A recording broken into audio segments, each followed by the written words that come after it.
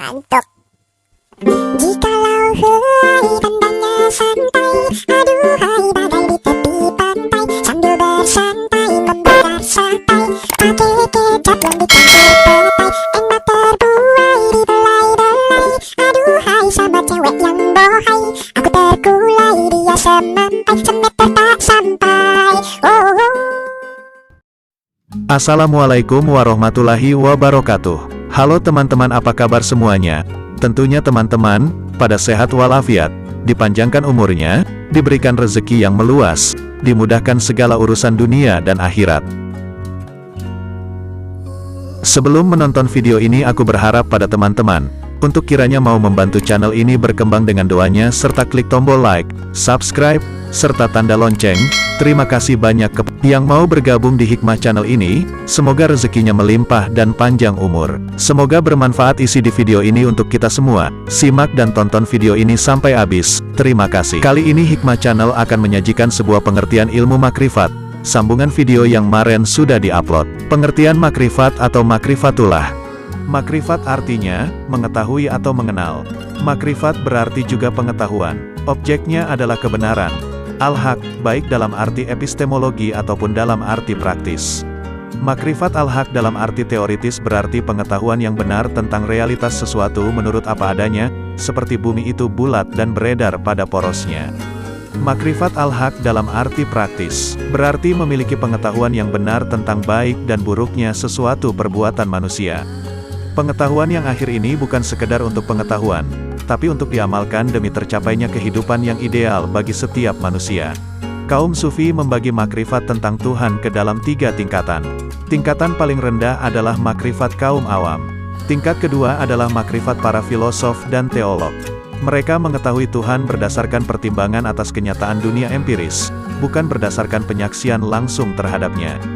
Makrifat tingkat pertama dan kedua itu, menurut penilaian kaum Sufi, tidaklah memberikan keyakinan penuh pada hati manusia. Hanya makrifat ketiga, yakni makrifat hakiki yang dapat memberikan keyakinan penuh pada hati manusia. Itulah makrifat tentang Tuhan yang diperoleh setelah terbukanya hijab, tirai, yang menutup pandangan hati. Unsur makrifat paling penting adalah cinta dan hasil dari makrifat adalah pandangan. Selama ada ketidaktahuan, tidak ada pandangan. Cinta juga tidak mungkin bila ketidaktahuan hilang, pengetahuan hadirnya Tuhan diperoleh. Penyelesaiannya adalah cinta, dan orang yang beriman tidak dapat mencintai siapapun kecuali Tuhan. Ia percaya dan setia akan cintanya kepada Tuhan saja. Buah dari cinta adalah kebahagiaan. Semakin banyak cinta ahli makrifat kepada Tuhan, semakin sempurna dan terang pandangannya, dan semakin kuat cintanya, semakin sempurna pula kebahagiaannya. Sebagai halnya dengan cinta, mahabbah, makrifat terkadang dipandang sebagai makam dan terkadang sebagai hal. Dalam istilah barat makrifat ialah gnosis. Bagi Al-Junaid, makrifat merupakan hal, dan dalam Al-Risalah Al-Qusyairiyah, makrifat disebut sebagai makam, dan juga berlainan urutan yang diberikan kepada makrifat dalam buku-buku tasawuf. Al-Ghazali dalam Ihya memandang bahwa makrifat datang sebelum mahabbah, tetapi Al-Kalabadi dalam Al-Ta'aruf menyebut dan menjelaskan makrifat sesudah mahabbah. Ada pula yang berpendapat bahwa mahabbah dan makrifat merupakan kembar dua yang selalu disebut bersama karena mahabbah senantiasa didampingi oleh makrifat. Keduanya menggambarkan hubungan rapat dan erat yang ada antara Sufi dan Tuhan. Yang pertama menggambarkan rasa cinta, dan yang kedua menggambarkan keadaan mengetahui Tuhan dengan hati sanubari. Sedangkan secara terminologi, pakar berbeda pendapat mengenai pengertian makrifat. Imam Al-Qusyairi mengatakan, makrifatullah adalah sifat orang yang mengenal Allah dari bentuk dirinya sendiri. Bertanya tentang dirinya sendiri dengan selalu menyegarkan amaliyah dari waktu ke waktu. Ia buktikan tingkah lakunya dalam amal soleh dan kemuliaan akhlaknya. Ia bermujahadah atas semua rintangan dan godaan setan. Ia juga bermuhasabah untuk dirinya sendiri, membersihkan semua kotoran jiwa dan mengobati semua penyakit hati terus-menerus tanpa henti. Seperti disebut dalam riwayat bahwa bermakrifat itu adalah mengenal Allah. Barang siapa mengenal dirinya, maka ia akan mengenal Tuhannya. Al-Marifat, kata Zunun, adalah cahaya yang dilontarkan Tuhan ke dalam hati Sufi. Orang yang mengetahui Tuhan tidak mempunyai wujud tersendiri, tetapi berwujud melalui wujud Tuhan. Ia juga menerangkan, aku mengetahui Tuhan melalui Tuhan, dan jika sekiranya tidak karena Tuhan, aku tidak akan tahu pada Tuhan.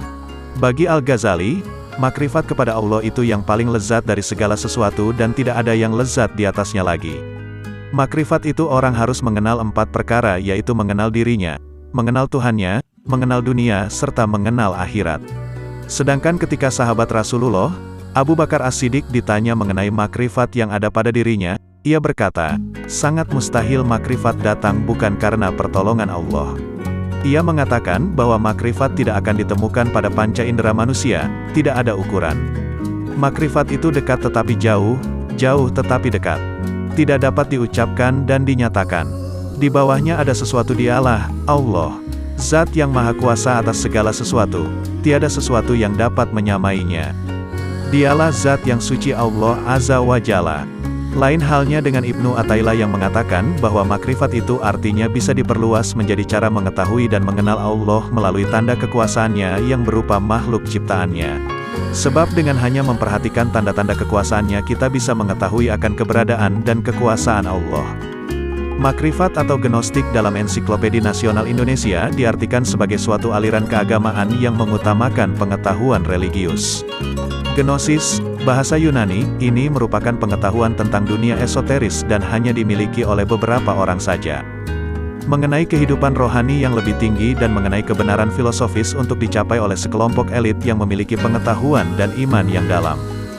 Jadi secara terminologi makrifatullah, mengenal atau mengetahui Allah, berarti penguraian tentang fase-fase pemikiran dalam filsafat ketuhanan yang dimulai dari pemikiran sederhana hingga mencapai puncak ke dalam dan ketelitiannya.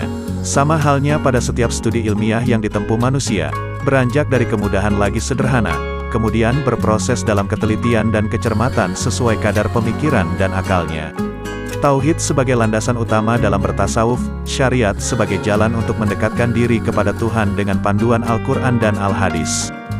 Tarikot sebagai wahan latihan untuk mendekatkan diri kepada Tuhan dengan mujahadah dan murokobah, akhirnya tibul istiqomah. Ma'rifah adalah buah dari tarikot di atas yang berimplikasi kasyaf, mengetahui hakikat Tuhan. Ciri-ciri orang yang ma'rifat kepada uluhiyah Allah adalah ia meyakini bahwa hanya Allah saja satu-satunya zat yang berhak menduduki jabatan sebagai Al-Ilah, yang ditaati, yang dijadikan tempat pengabdian oleh seluruh makhluk baik yang ada di langit maupun di planet bumi ini. Sekian dan terima kasih, semoga bermanfaat. Wassalam.